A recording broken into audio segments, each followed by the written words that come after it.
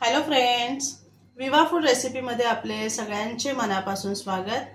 आज इथे आपण राजस्थानची फेमस चटणी बनवणार आहोत।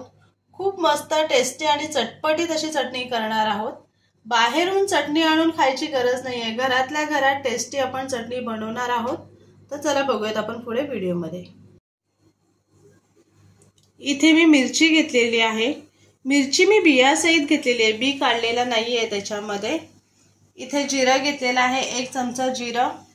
लसणाच्या पाकळ्या सोलून घेतलेल्या आहेत। इथे आमचूर पावडर आहे, मीठ आणि हिंग।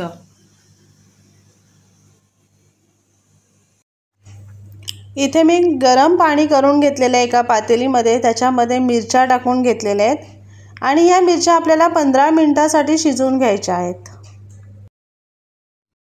आपल्या मिरच्या शिजून होत आहे तोपर्यंत आपण इथे खलबत्त्यामध्ये लसूण कुटून घेऊयात।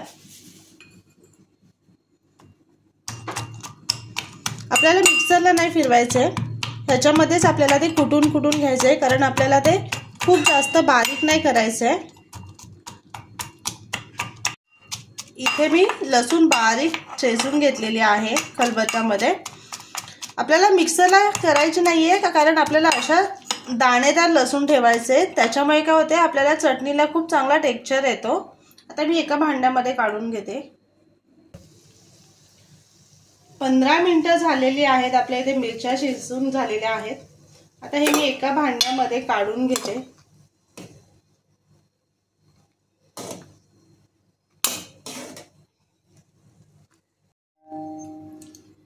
इथे मी मिक्सरला वाटून घेतलेले, बघू शकता मी पूर्ण बारीक नाही केलेले, एकदम बारीक पेस्ट केलेली नाहीये, थोडंसं जाडसरच ठेवून आपण वाटून घेतलेलं आहे। आता आपण फोडणी बघूया।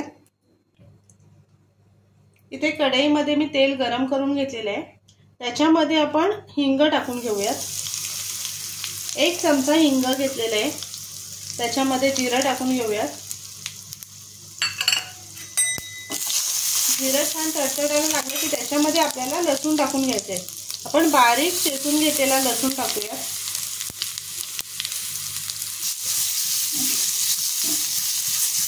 छान मिक्स करून घ्यायचे। याच्यामध्ये मी अजून थोडं तेल टाकून घेते। आपल्याला लसूण ती छान फ्राय व्हायला पाहिजे, डीप फ्राय करतो त्याप्रमाणे आपल्याला ती लसूण फ्राय करून घ्यायची। 2 मिनिटं लसूण असं क्रंचीपणा येत नाही लसणाला तोपर्यंत आपल्याला ते फ्राय करून घ्यायचे।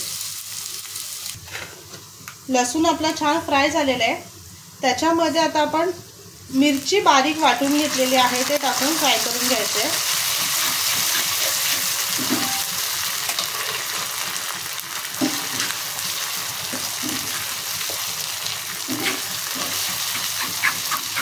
छान मिक्स करून घ्यायचे आपल्याला। बघू शकता तेल सुटायला लागलेलं आहे, खूप छान टेक्स्चर आलेलं आहे त्याला। आता ह्याच्यामध्ये आपण काही मसाले ॲड करूया। इथे मी थोडा अजून तिखटपणा येण्यासाठी काळी मिरी टाकून घेते, आमचूर पावडर टाकून घेते आणि मीठ।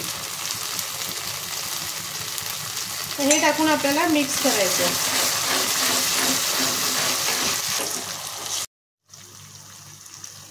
इथे बघा, इथे तयार आहे आपली फेमस राजस्थानी चटणी।